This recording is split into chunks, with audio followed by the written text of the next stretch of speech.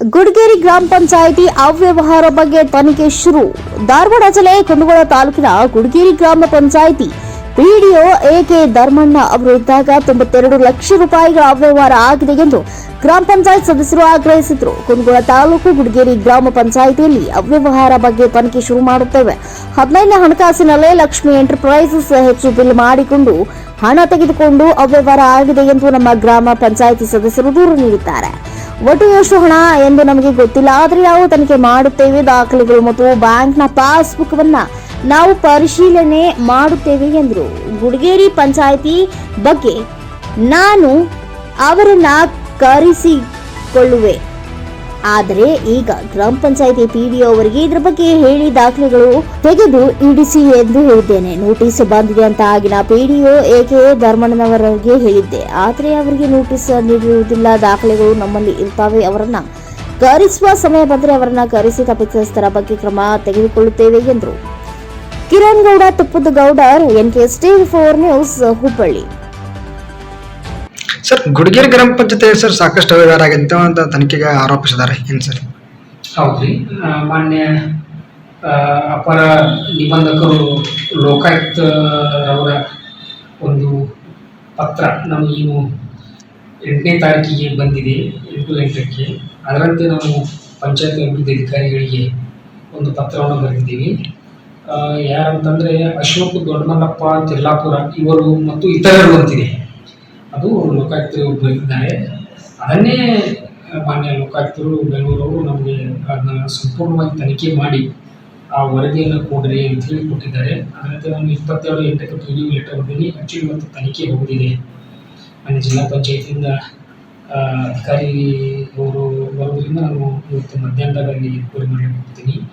ಏನಪ್ಪ ಉದ್ದೇಶ ಏನಪ್ಪ ಅಂತಂದರೆ 15ನೇ ಹಣಕಾಸಿನಲ್ಲಿ ಏನೋ ಲಕ್ಷ್ಮಿ ಎಂಟರ್ಪ್ರೈಸ್ ಹುಬ್ಬಳ್ಳಿಯವರ ಅಲ್ಲಿ ಅಂಗಡಿಯಲ್ಲಿ ಡಬಲ್ ಬಿಲ್ ಮಾಡಿಕೊಂಡಿದ್ದಾರೆ.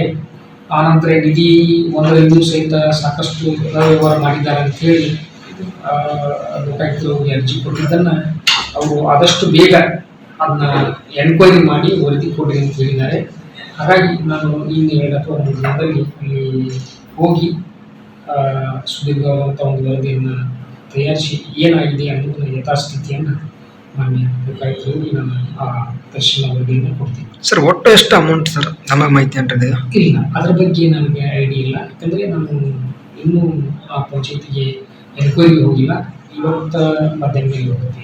ಸರ್, ಒಟ್ಟು 92 ಲಕ್ಷ ರೂಪಾಯಿ ಅಂತ ಗ್ರಾಮ ಪಂಚಾಯತ್ ಸದಸ್ಯರು ಆರೋಪಿಸಿದ್ದಾರೆ.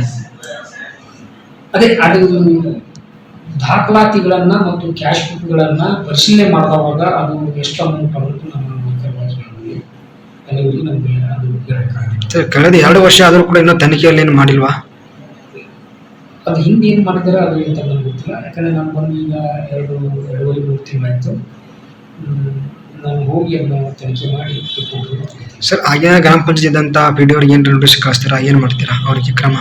ಅವರಿಗೆ ನಾವು ಆ್ಯಕ್ಚುಲಿ ಒಂದು ಬೇರೆ ಈ ಎರೆಬುದ್ದಿಹಾಳ ಕೇಸ್ನಲ್ಲಿ ಆ ಪಂಚಾಯತಿಯಲ್ಲಿ ಪಿಡಿಒ ಇದ್ದಾವಾಗ ಎಣ್ಣೆ ಪ್ಲಾಟಿಗೆ ಸಂಬಂಧಪಟ್ಟಂಗೆ ಅವರಿಗೆ ನಾವು ನೋಟಿಸ್ ಕೊಟ್ಟು ಕರೆಸಿ ಅದನ್ನು ಮೊನ್ನೆ ಸರಿಪಡಿಸಿದ್ದು ಉಂಟು. ಬಟ್ ಈ ವಿಷಯವಾಗಿ ನಾನೇನು ಕರೆಸಿಲ್ಲ ಅವರಿಗೆ.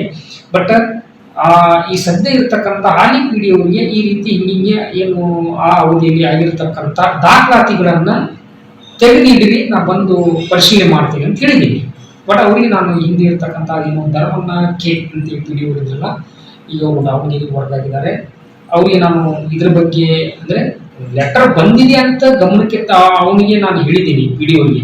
ಬಟ್ ನೀನು ಬಾರಪ್ಪ ಅಂತೇಳಿ ನಾನೇನು ಲೆಟರ್ ಇದು ಮಾಡಿಲ್ಲ ಅವನು. ನೋಟಿಸ್ ಏನು ಕಳಿಸಿ ಸರ್? ನೋಟಿಸ್ ಈಗ ಹಾಗೆ ದಾಖಲಾತಿಗಳು ಇಲ್ಲೇ ಇರ್ತಾವಲ್ಲ, ದಾಖಲಾತಿಗಳು ನಮಗೆ ಇಂಪಾರ್ಟೆಂಟ್. ಅವರನ್ನ ಕರೆಸುವಂತ ಸಂದರ್ಭ ಬಂದ್ರೆ ಫೋನ್ ಮುಖಾಂತರ ಅಥವಾ ಲೆಟರ್ ಹಾಕಿ ನಾ ಕರೆಸ್ತೇನೆ. ಸರ್, ಅಂಗಡಿ ಏಜೆನ್ಸಿ ಏನು ಥರ ಏನು ಮಾಡ್ತೀರಾ? ಅಂಗಡಿ ಏಜೆನ್ಸಿ ಸರ್, ಅದೇ ಆ ಅಂಗಡಿ ಏಜೆನ್ಸಿಯಲ್ಲಿ ಎಷ್ಟು ಪೇಮೆಂಟ್ ಆದ ಲಕ್ಷ್ಮಿ ಎಂಟರ್ಪ್ರೈಸ್ ಹುಬ್ಬಳ್ಳಿ ಅವರು ಏನೋ ಕೊಟ್ಟಿದ್ದಾರಂತ ಅವರು. ಈಗ ಅದೇ ನಾನು ಎನ್ಕ್ವೈರಿ ಮಾಡುವಾಗ ಅದು ಏನು ಕ್ಲಾರಿಟಿ ಸಿಗುತ್ತೆ ಅನ್ನೋದು ನಾನು ಅವಾಗ ಹೇಳ್ತೀನಿ. ಸರ್, ಲಕ್ಷ ಅಮೌಂಟ್ ಒಂದೇ ಅಕೌಂಟಿಗೆ ಒಂದೇ ಕಂಪ್ನಿ ಹೆಂಗೆ ಕಳಿಸ್ತಾರೆ ಸರ್?